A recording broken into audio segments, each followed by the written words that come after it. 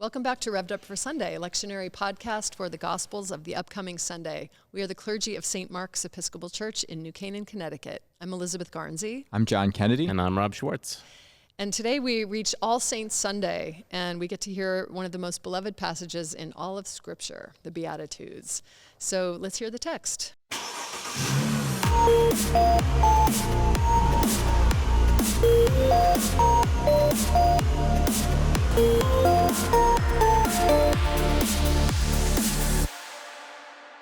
Matthew 5, 1-12.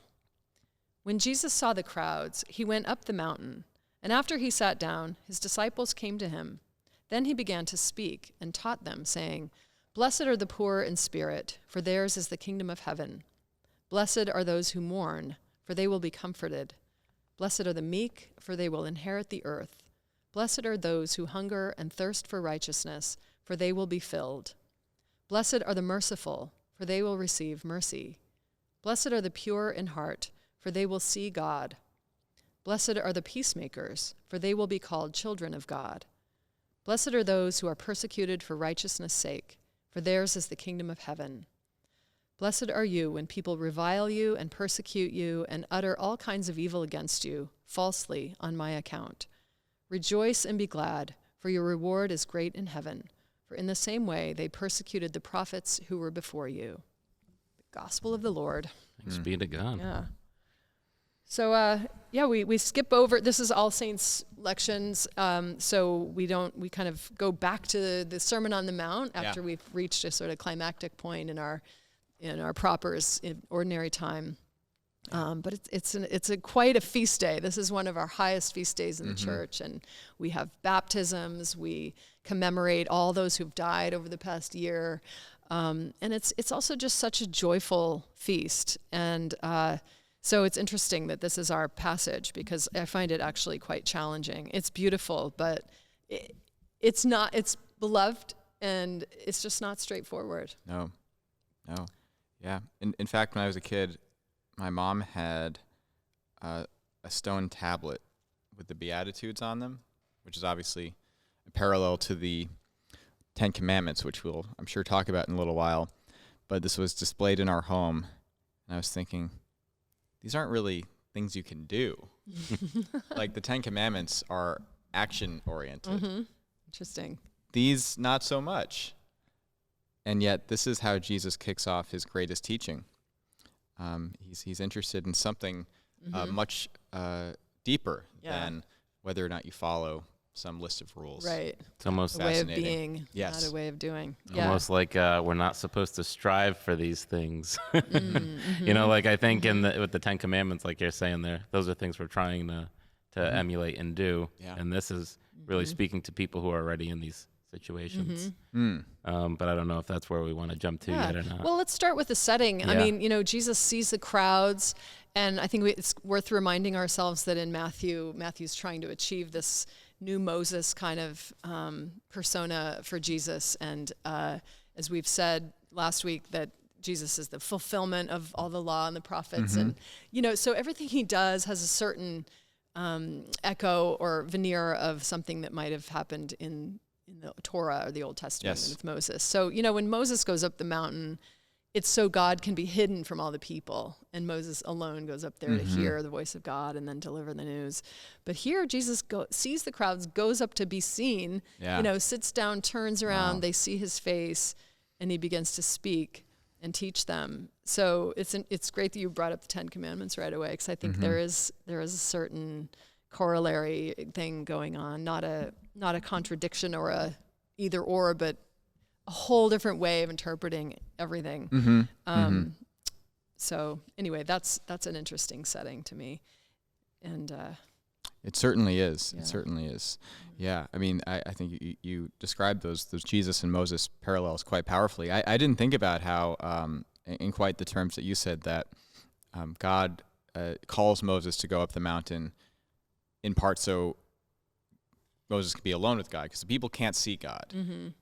There's a very prominent theme in the Torah and throughout the Hebrew Scriptures in a way that you can't see God and live, that God's holiness and power is just too much for us to take in some way.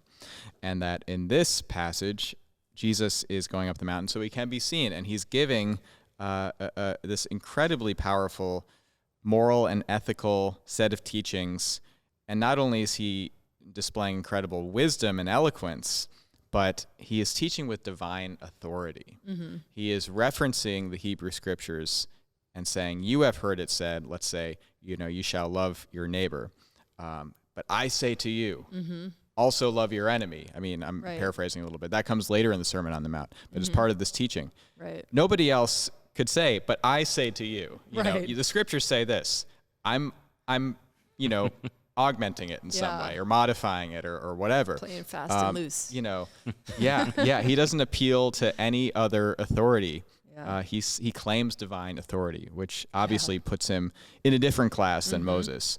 But on the edge of their seats. Yeah, so he's like Moses, but he's also like God in terms of the Mount Sinai. When I preach, I'm going to say, you heard it said in John's sermon, but I say, please do that. we got to, That would be amazing. I'm just kidding. Up to theatrics. Take a page from the WWE. That's right. We should have like feuds. I know. Did you hear theme that music. last week? Yeah. No. This is great. Keep going because you're right. It's right in line with that idea that he's bringing them up to a new place. Yeah.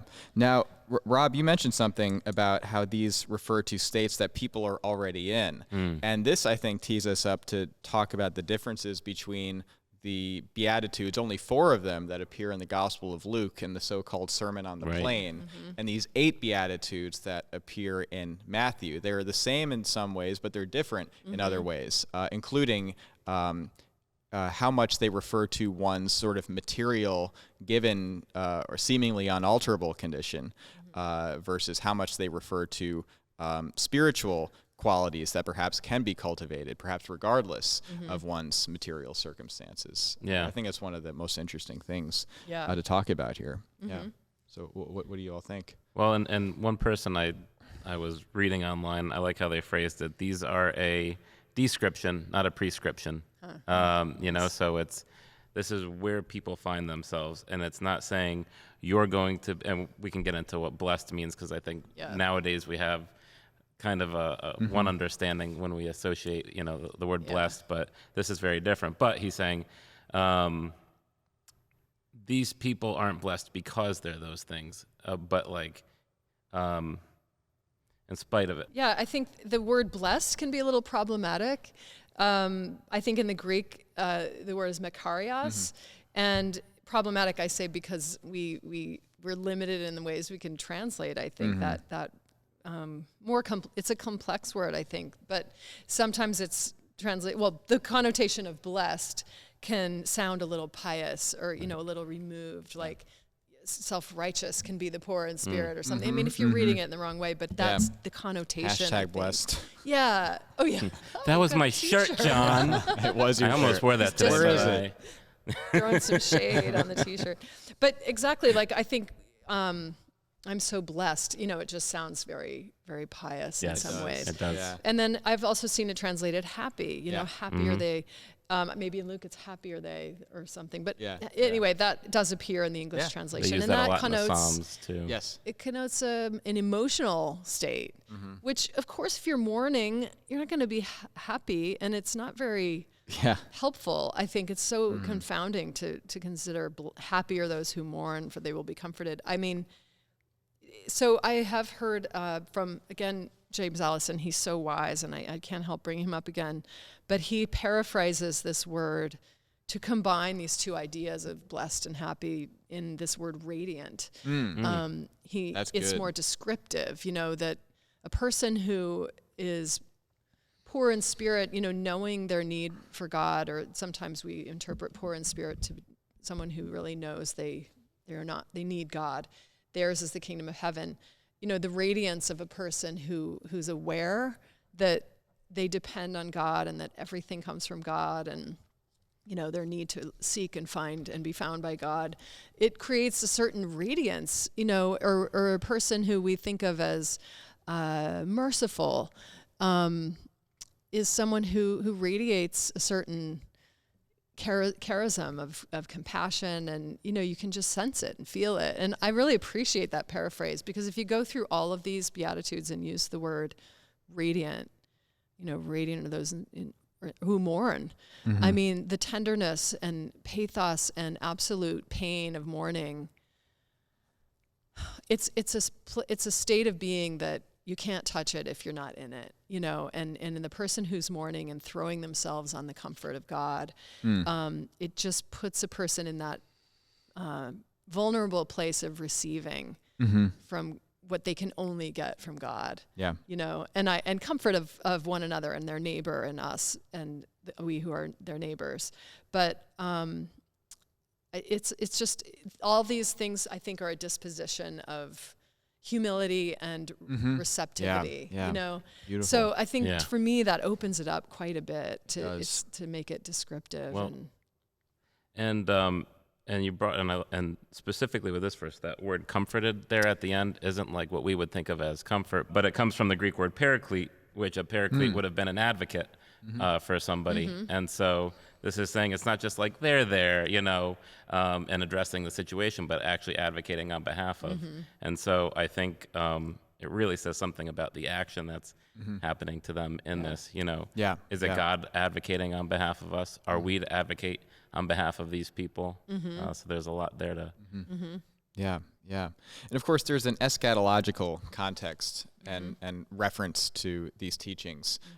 We've talked about how Jesus is like Moses in Matthew's depiction, and therefore like a great prophet, like a great teacher of divine law. And another strain of Hebrew tradition that Jesus is picking up is the apocalyptic tradition, which emerges later in the Hebrew Scriptures, looking towards a time of a great shaking of the earth, of a great overturning of the social order, even the cosmic order, perhaps, depending on how you read some of these texts, that God will bring about, and that people were increasingly expecting at the time of Jesus, that God will bring about through the Messiah. So Jesus being the Messiah, even though he's not out in the open as the Messiah at this stage in Matthew, clearly that's coming, is naturally going to have an eschatological or an apocalyptic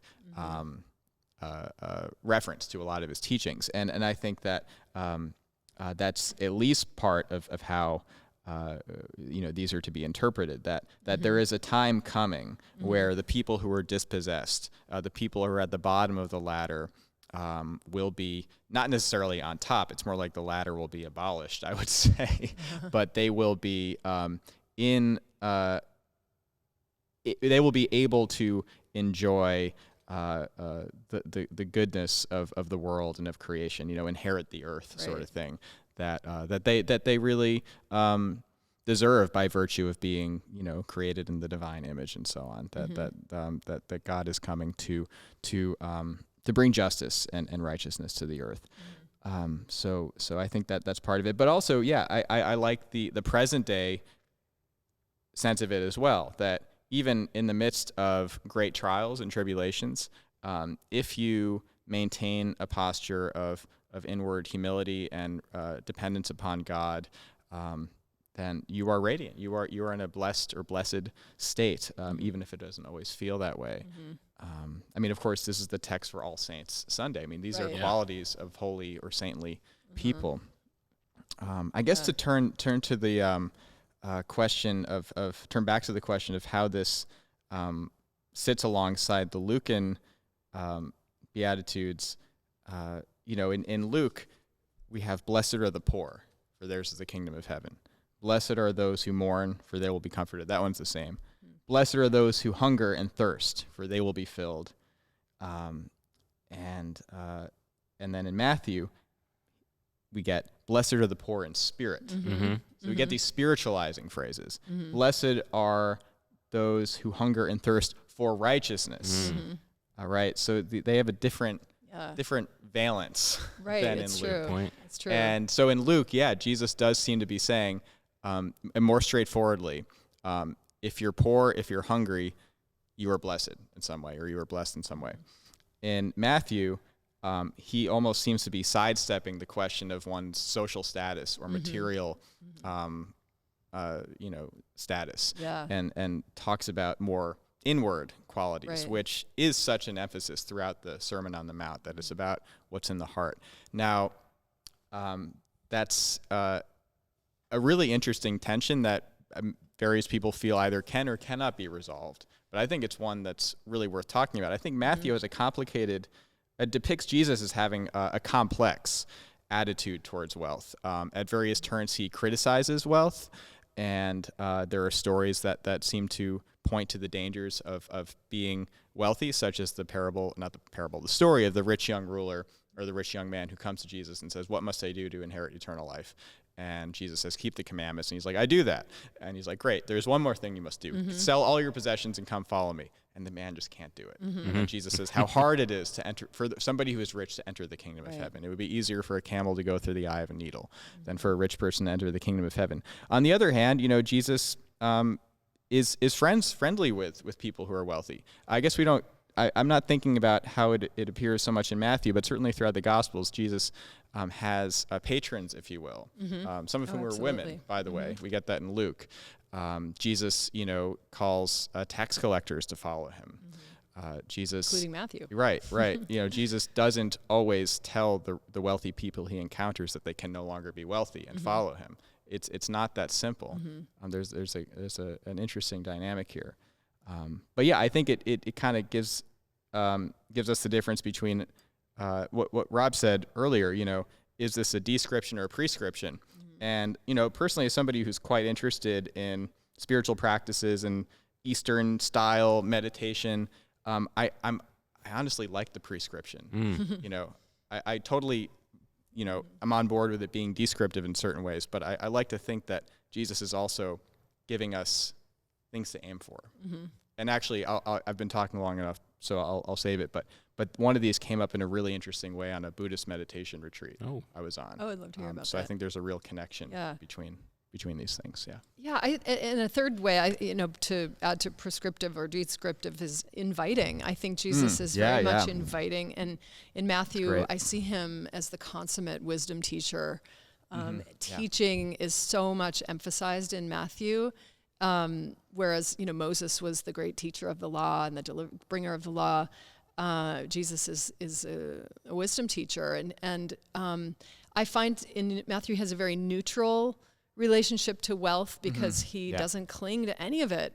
And he's constantly dispelling this myth that, blessings are shown in one's wealth or possessions. Definitely. It's an absolute farce that he tries to bring an end to that idea that it's a sign of God's favor, I think this may or may not be the gospel where we get the widow's mite in the temple. She's giving all that she has, and it's only 2 coins. Sounds like it's in Matthew, yeah.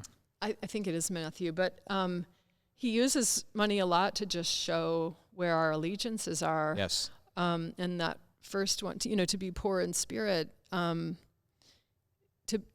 guess Luke maybe shows this better, but blessed are the poor, for theirs is the kingdom of God. The kingdom, when you choose poverty or you're in poverty and you can make God your king and not wealth. And that applies to all of us. We're all worshiping wealth and following after wealth. And, wealth is a funny word. It makes us sound like we're all trying to be billionaires. But wealth is anything that we want to just possess and consume and buy and chase after on any scale. And, I think when that becomes our kingdom and our definition of success or comfort or security, that's our kingdom. It is. And to be poor, I think in this context means to relinquish that clinging and to be willing to go and seek the good of others and find ways to give to the poor around us. So I don't know, but and I suppose, like you said, like Luke's version definitely is more saying specifically the poor, and and things like that. And these are more spiritual, but even at the end when people revile you and you're persecuted and things like that. So these are people who are finding themselves and are going to find themselves in some tough situations. And more so with the Lucan, but even with this version, it kind of brings me back to like some of the liberation theology type stuff that got, where they would say God is on the side of the poor and the oppressed and things like that. And it's not saying that God doesn't care for those who are oppressing them, but it's that both are looking to be liberated. And I loved when it's, talking about people in these situations, Oscar Romero had a great quote that said, there are many things that can only be seen through eyes that have cried. And so it's, there are certain things, certain views of God that we can glimpse when we're going through these trials and tribulations. It's not saying that we're meant to suffer, but that there are certain views that we gain from that. Yeah, and speaking of trials and tribulations, one thing I meant to say is that the difference between Luke and Matthew is they had a completely different context in which they are written. Yeah. The temple has been destroyed, most likely. They're facing this whole ostracization from the synagogue. There are so many factions. They're looking to who is really going to be their teacher in this period, and the Pharisees and all these sects are competing to be the teachers, the authorities. And so I think Jesus, once again, being the wisdom teacher, maybe the crisis for the Matthean community isn't as much, or I just glean this from the text, is that they're facing not as much poverty maybe as the Lucan community, and their crisis is more in their politics, their establishment, their reality of how they will exist as a community and distinguish themselves and so on. And in Luke, the whole gospel is about the people on the margins and the very, very vulnerable. Yeah. So I just think that who they're writing for and speaking to sort of filters a little bit how the stories are not only told, but how they were heard. Yeah. And so they're not in contradiction, but they're addressing a different touch point in the soul for these communities. So, and of course, it's always possible that Jesus said, gave this teaching more than once and offer them in slightly different ways. Yeah. I feel like that's sometimes overlooked in biblical commentaries and scholarship. Like, this was edited to make it apply to these people. He only said each thing one time. Well, it's like, come on. But I think I'm a broken record. Still, there's a question of why Luke selected, offered it this way and why Matthew offered it that way. I mean, I think it's a both and. Yeah. That makes me think of the meme where Jesus is saying, all right, I'm only going to tell you this one time, so I don't want to hear multiple versions of my story. That's hilarious. But they're he did not get his wish. But they had specific things they were trying to convey to their community, so it makes sense. That's so good. Yeah. Coming soon to a podcast near that's you. Right. That t-shirt. Well, I think we're kind of out of time. Any last words, though? Do you want to... I'll just say what came up on the meditation retreat. I was this was a silent retreat, but we got to talk to a teacher like for 10 minutes once every few days or something like that. And the one I was talking to mentioned this beatitude: "Blessed are the pure in heart, for they will see God." That is what the practice of meditation is all about. It's about purifying one's heart from attachments and from confusion. And therefore being able to see, to see what's real, to see what's true, to see what's good, and to be able to live into that. And I thought that was very profound and just a great, connection, one of so many between the Christian religion and Buddhism and other traditions, wisdom traditions. That Jesus here is a wisdom teacher, and this connects to other wisdom traditions. And Cynthia Bourgeau talks about pure here as the unified heart. Yes, indeed. The heart that's not divided and at odds with itself. That's right. And that's where you meet the divine. Yeah, exactly right. And I would just add, before we get to our hotline here, as you're getting ready to celebrate All Saints Day, this gives us a good thing to kind of focus on and reflect on and think about what are the saintly, not only the saintly people, but how the saintly behaviors that we emulate in our lives. And my T-shirt, I'm just wearing a false St. Christopher. I've got St. Christopher walking on my shirt. That's a little more tongue-in-cheek kind of thing. But I'd love to see. But one who I do strive to emulate. I got, my personal patron Saint Mr. Rogers here. Wow. So. Got a shout out to Justin Crisp for this one. That's right. You and he follow the school of Mr. Rogers. And I know, John, you're a big Mr. Rogers fan. I am a big Mr. Rogers fan. Yeah. He was was one of a kind. That's right. Really an incredible, special person. Thanks for that. Well, thank you so much for joining us. There is, again, so much to be said and pondered around this text. Please leave us a voicemail. We'd love to hear from you. The hotline is 203-442-5002, 203-442-5002. And share your thoughts, engage with us. We'd love to hear your responses to these thoughts that we offer, and also just to find out who you are. It's great to hear from you. And we have a voicemail waiting for us. We'd love to hear it. Well, good morning. I am a first-time caller, long-time listener. My name is Ryan Gerlach. I am a pastor in Orlando, Florida. I just wanted to say I absolutely love what you all are doing. I praise God for you and your ministry. And I do have to say I glean so much from just your depth that you go into the scriptures. And I also have to admit that I do wholly borrow. I don't steal some of your analogies that I'm madly in love with. For example, the lick the bowl context thing. I've used that in 2 sermons now. So thank you very much for all you do. Keep up the great work, and God bless you. Thank you. Glad to hear our most salient points make it out into the sermon. That's right. That's what it's about. No, that's wonderful to hear from Ryan. It is, especially to know that we're of use in some way to people who are coworkers in ministry.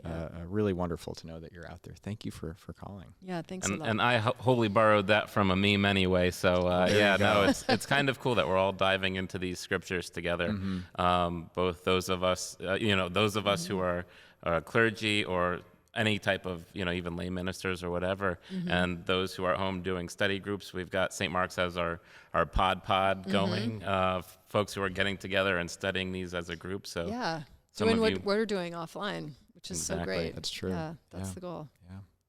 Thanks, Rob. Thanks, everybody, and we'll see you next time. Have a great week.